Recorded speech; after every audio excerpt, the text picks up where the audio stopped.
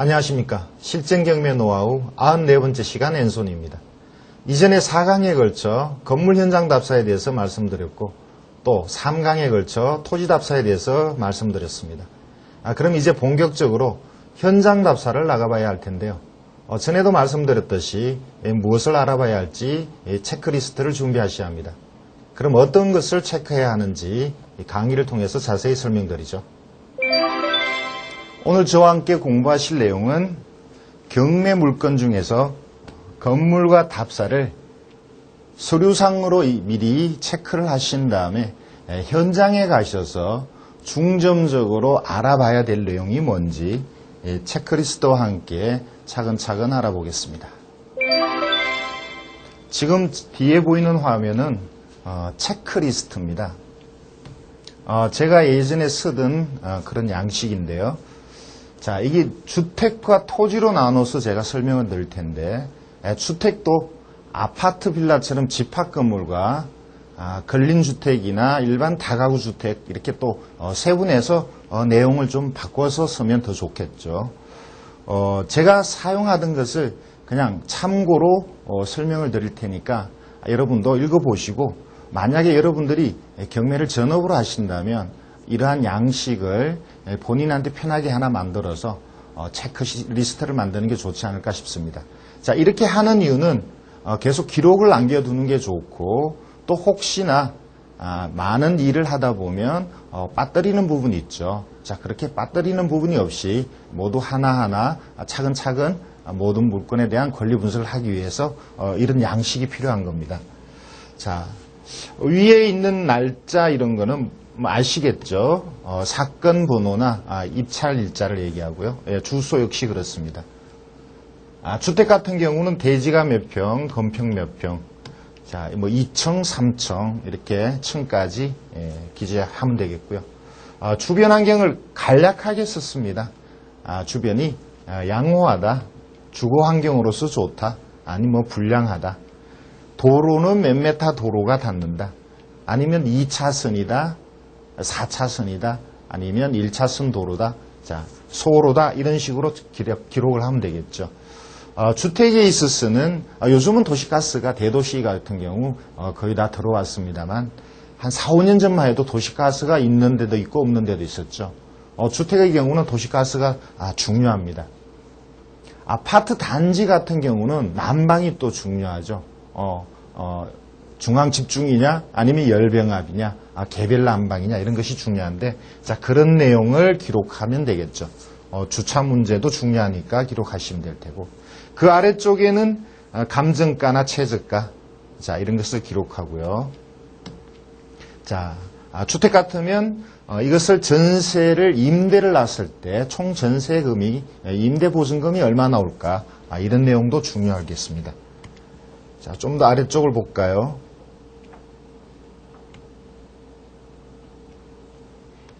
자, 주택에 있어서 주택의 가격은 토지와 건물로 이루어지죠. 그래서 토지가 몇 평, 그쪽 평균적인 시세 단가를 계산하고요. 건물도 역시 계산을 하는데, 보통 일반 매물 같은 경우는 건물이 좀 낡았고 오래되면 건물의 가격은 거의 여기 포함시키지를 않죠. 그런데 경매는 토지와 건물을 반드시 구분해서 감정을 하고, 또 건물도 어느 정도 가치가 있다라면 역시 감정을 해서 계산을 해야 될 걸로 봅니다. 자, 말소 기준 권리에 대한 내용인데 이것은 중요하죠. 토지와 건물이 별도의 말소 기준이 있다면 그 기록을 적어야 되겠죠.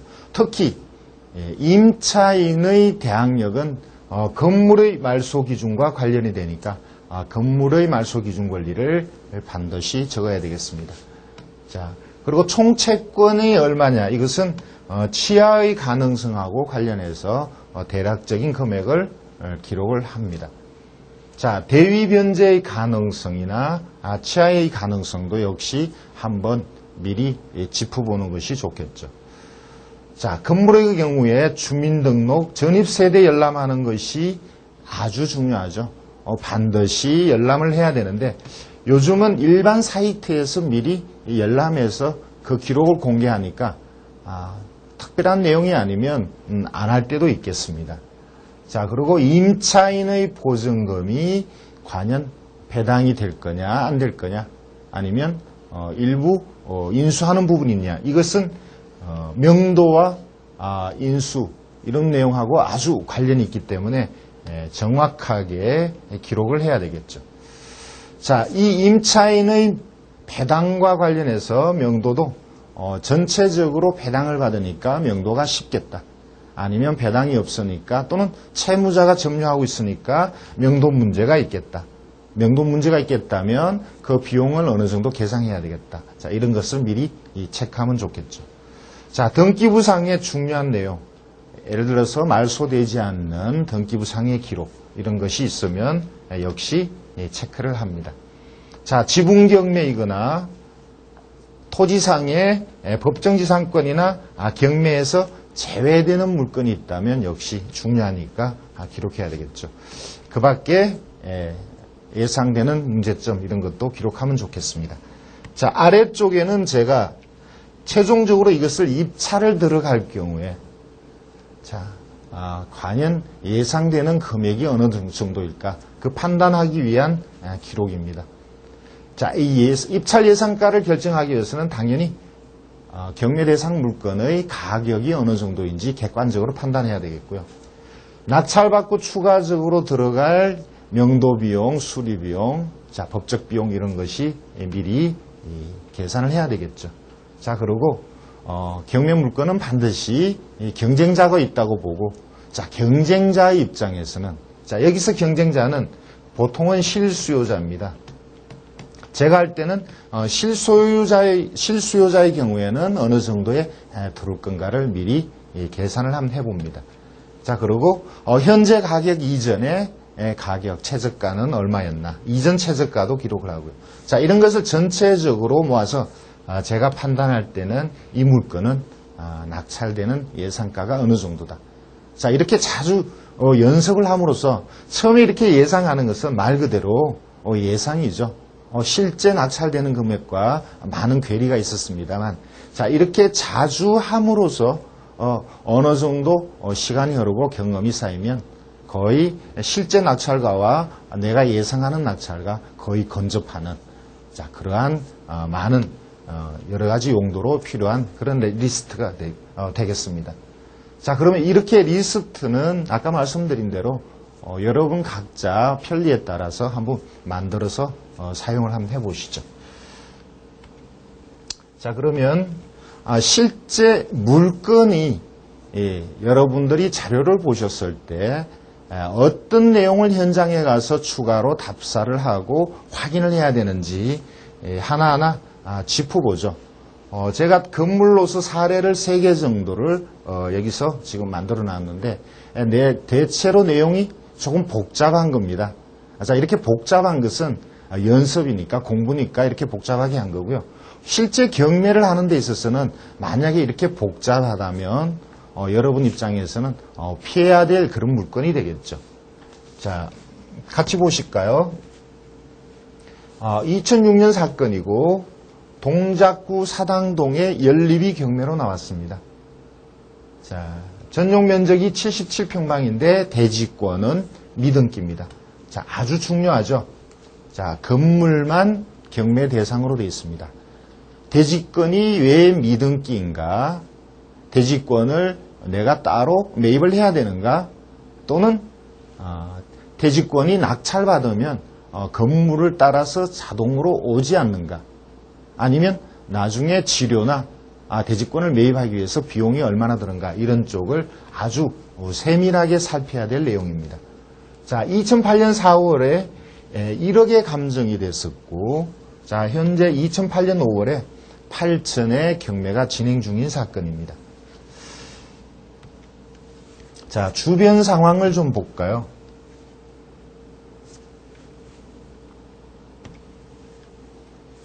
자, 여기 보시면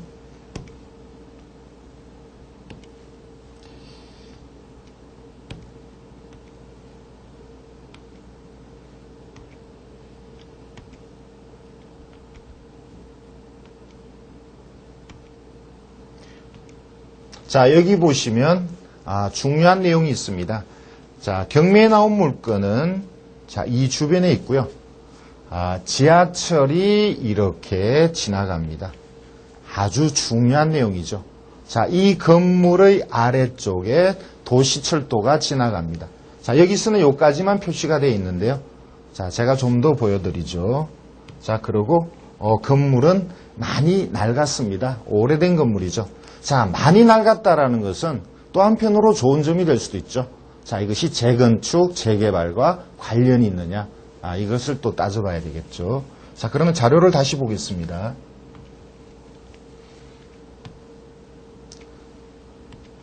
자, 요즘은 토지와 관련한 토지 이용 계획은 항상 열람을 무료로 할 수 있도록 되어 있습니다. 이 토지와 관련한 토지 이용 계획서를 같이 한번 보실까요?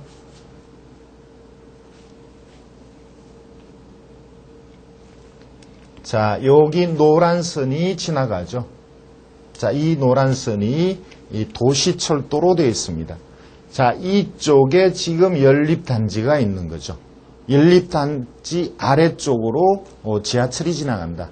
자, 그렇다면 여기에 고층 건물이 들어오기는 어렵다고 봐야 되죠. 자, 이것이 재건축이나 재개발이 되더라도 고층 건물을 지으려면 지하로 주차장을 만들거나 지하로 화일을 박아야 됩니다. 고층 건물이 들어서기 위한 단단한 집안이 필요하죠. 그런데 지하철이 지나가면 그러한 작업이 불가능하겠죠. 자, 이런 것도 매우 중요한 내용이 되겠습니다.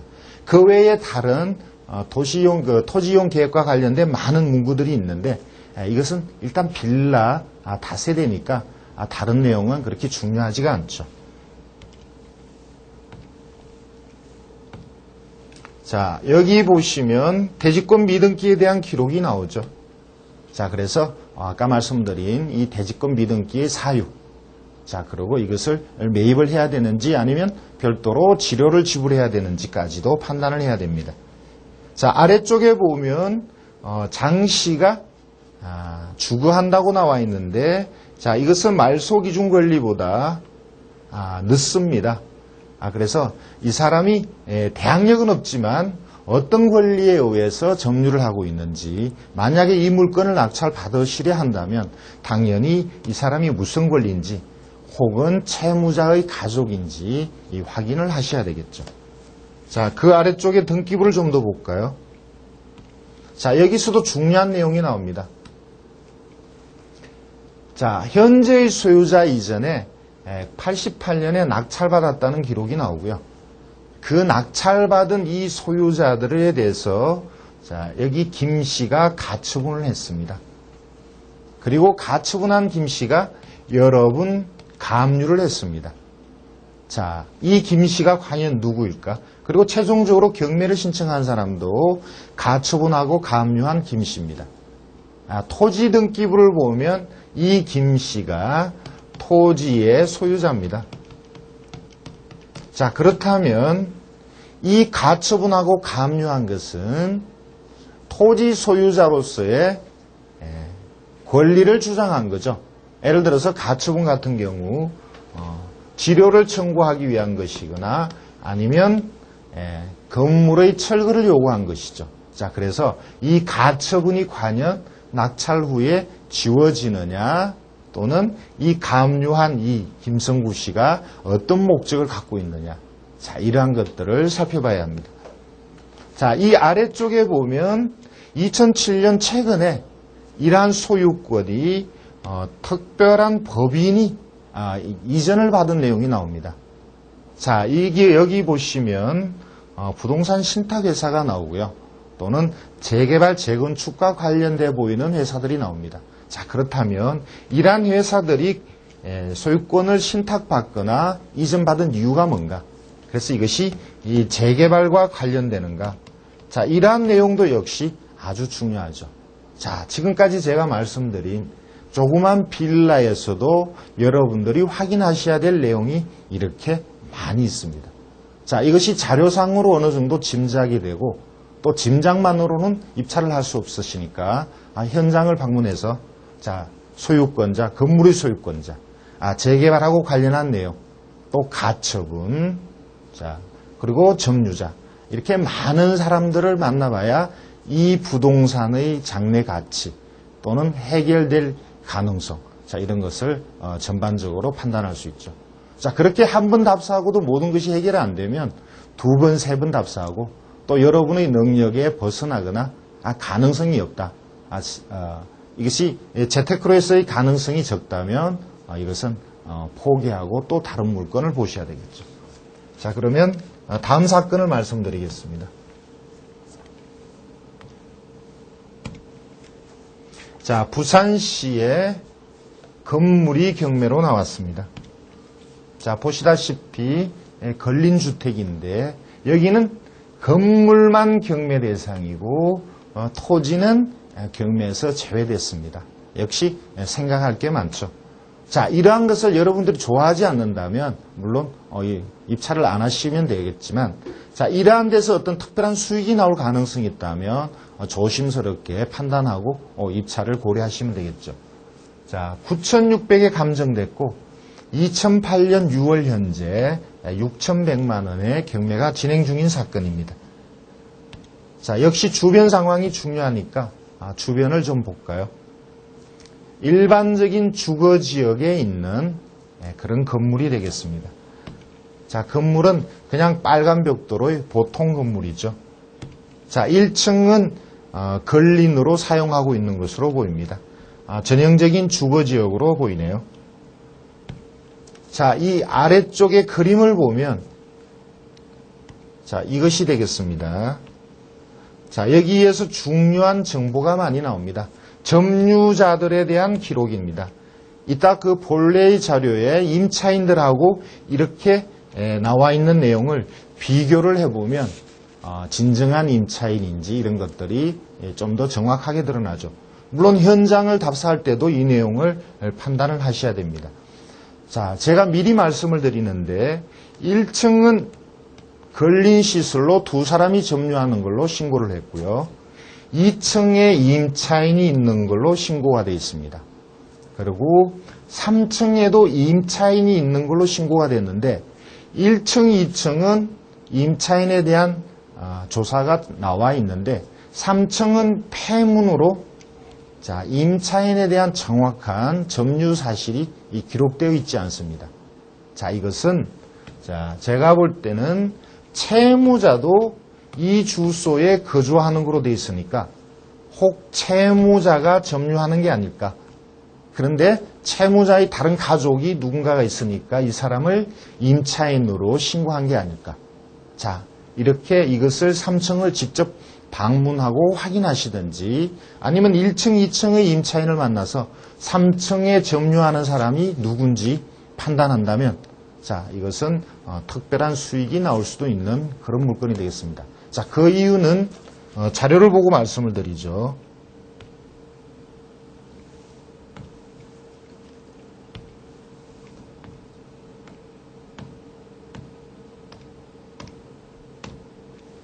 자, 좀 더 밑으로 내용을 볼까요? 자, 보시다시피 걸린 생활시설이 1층, 2층, 3층은 주택으로 되어 있습니다. 자, 그리고 아래쪽에 자, 임차인과 토지 등기부에 대한 기록이 나오죠. 토지 이용 계획도 아까 말씀드린 대로 여러분들이 보시면 좋겠죠. 자, 감정평가서도 미리 보셔야 됩니다. 아주 중요한 역할을 하죠. 당연히 점유관계조사, 집행관이 현황 조사한 기록을 역시 보셔야 됩니다. 세대 열람한 내용, 임차인하고 관련해서 아주 중요하죠.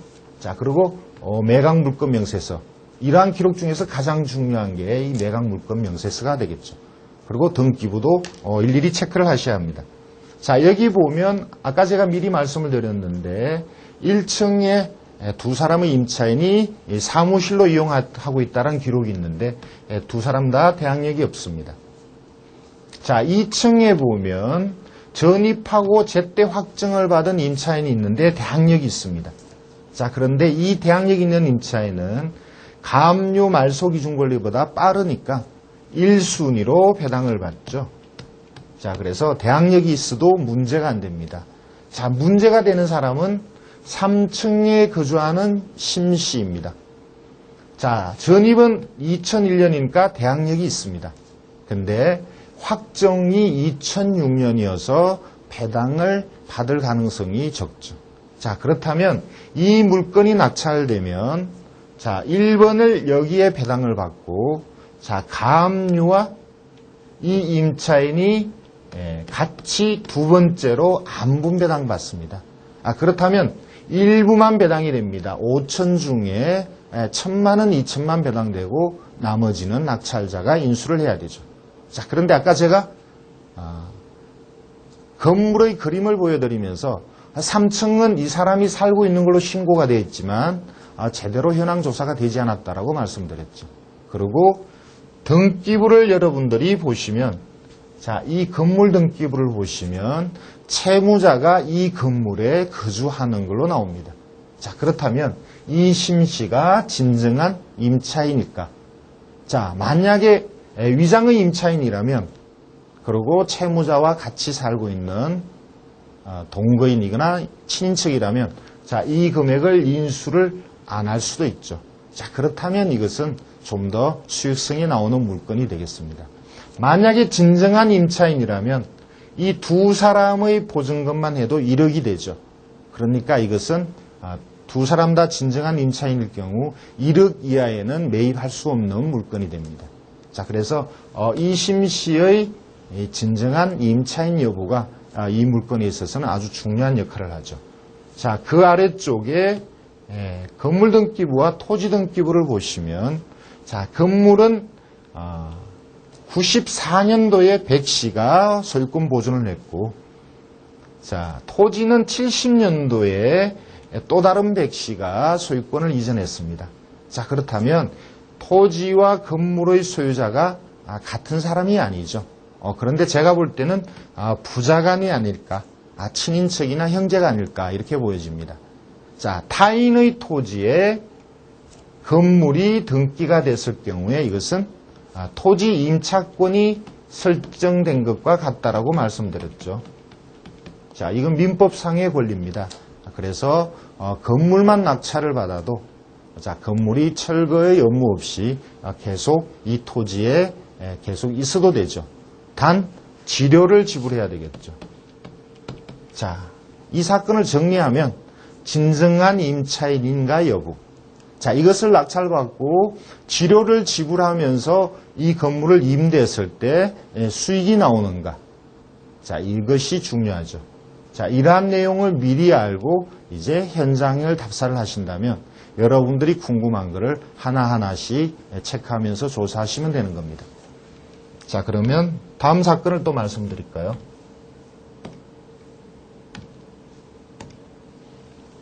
자, 경기도 안성시에 걸린 주택이 경매로 나왔습니다. 토지와 건물이 일괄 경매입니다. 자, 4억 3천에 감정이 됐고 2008년 6월 현재 3억 4,400에 경매가 진행 중인 사건입니다. 자, 그림을 한번 볼까요?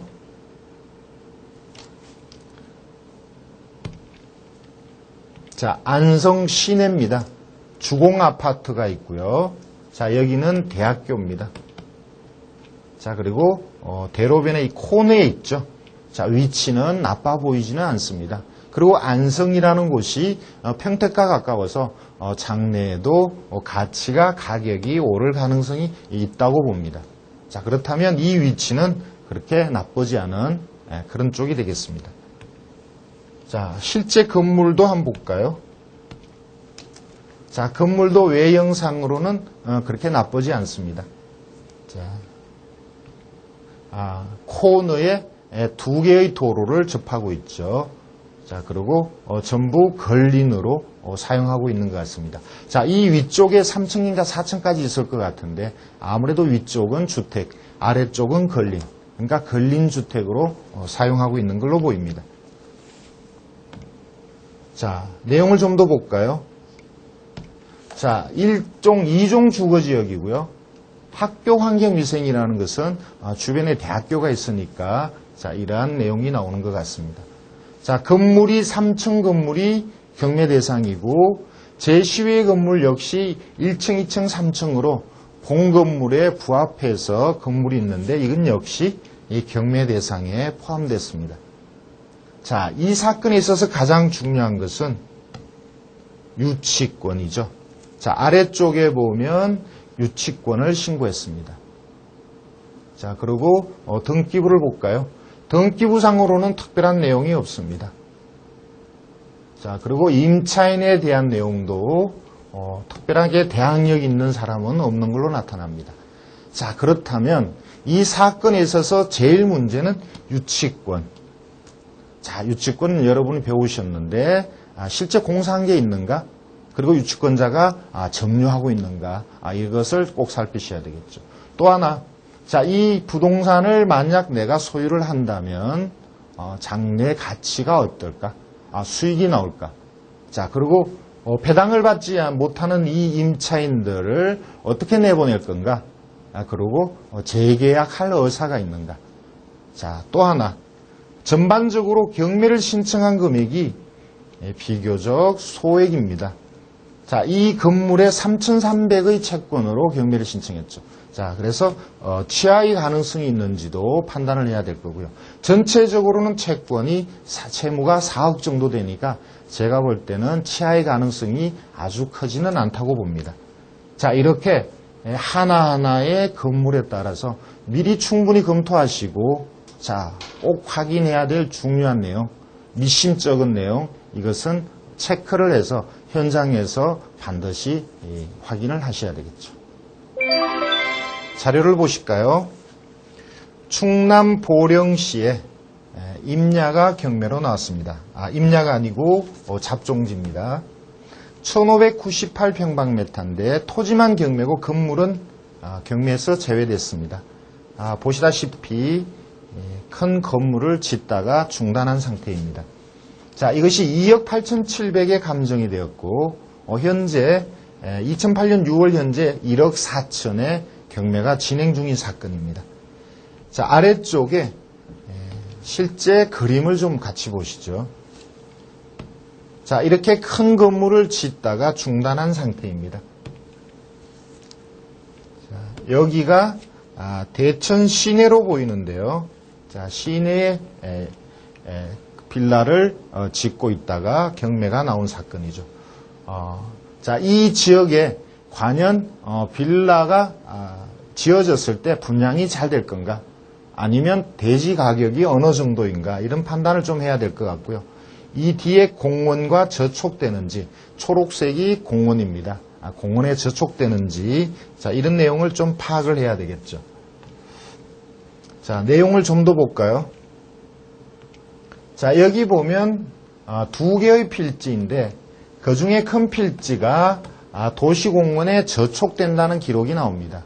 과연 이것이 저촉되는지, 얼마나 저촉되는지 판단을 또 해야 되겠죠. 그리고 이 가격이 두 개의 가격이 나옵니다.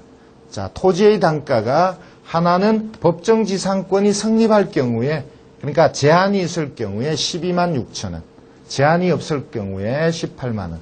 자, 그런데 법원에서는 이 제한이 없는 경우 이 금액으로 지금 감정가를 책정했습니다.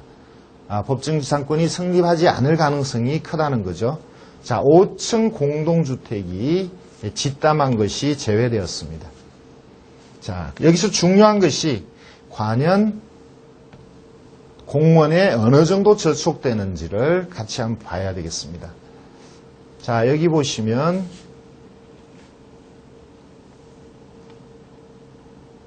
토지 이용 계획 확인서가 나오죠. 자, 여기에 경매로 나온 토지는 대략 이 정도 되는 것 같습니다. 자, 그런데 여기만 일부 저촉이 되죠. 거의 전체적인 토지로 봐서는 문제가 되지 않는 걸로 보입니다. 이 초록색 바깥쪽이, 아래쪽이 도시자연공원이니까 오히려 주거 환경이 좋은 쪽으로 보이고요. 자, 이 아래쪽에, 앞쪽에 도로가 또 있습니다. 도로도 접하니까 대지 상태는 아주 좋은 걸로 보여집니다. 자, 그렇다면 이 사건의 문제는 뭐냐? 결국 짓담한 건물이죠. 자, 법정지상권의 문제, 그리고 건축 공사를 한 사람들의 유치권 문제. 자, 이것을 만약에 낙찰을 받는다면 그 지상에 있는 건물을 어떻게 할 건가? 자, 그것을 철거를 할 건가? 아니면 협상해서 자, 같이 사업을 같이 해서 어떻게 분배를 할 건가? 건축의 허가가 과연 내가 승계를 받고 모든 건물도 내가 인수를 할 건가? 자, 이런 여러 가지 판단을 하셔야 되는데, 자, 만약에 건물을 완공을 한다 그러면 그 완공한 건물이 정상적인 건물이 되기 위해서는 반드시 토지 소유자의 승낙이 또 필요하죠.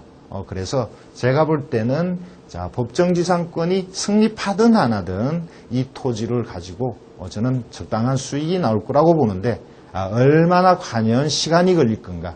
자, 그것이 문제죠. 자, 법정지상권하고 관련된 어떤 사건들은 대체로 긴 시간이 소요됩니다. 6개월, 1년, 2년. 자, 그래서 자금의 여유가 있는 사람은 자, 이런 물건을 해도 되겠지만 자금의 여유가 없다라면 길게 갈 것이 예상되며 이러한 물건은 포기를 하셔야 되겠죠. 자, 법정지상권과 관련해서는 많은 협상의 경험이 또 필요합니다. 자, 여러분들도 많은 경험을 사신 뒤에 이러한 물건에 도전해 보시기 바랍니다. 현장 답사를 하시기 전에 법원의 자료를 충분히 검토를 하신 다음에 자, 그 중에서 현장 답사에서 꼭 확인해야 될 내용을 미리 체크를 해서 현장 답사를 하셔야 합니다. 자, 답사를 하는 도중에 체크리스트를 정리를 꼭 해야 되고요. 그 중에서 중요한 내용 그리고 한 번 더 확인할 내용은 재답사에서 꼭 다시 확인을 하셔야 합니다.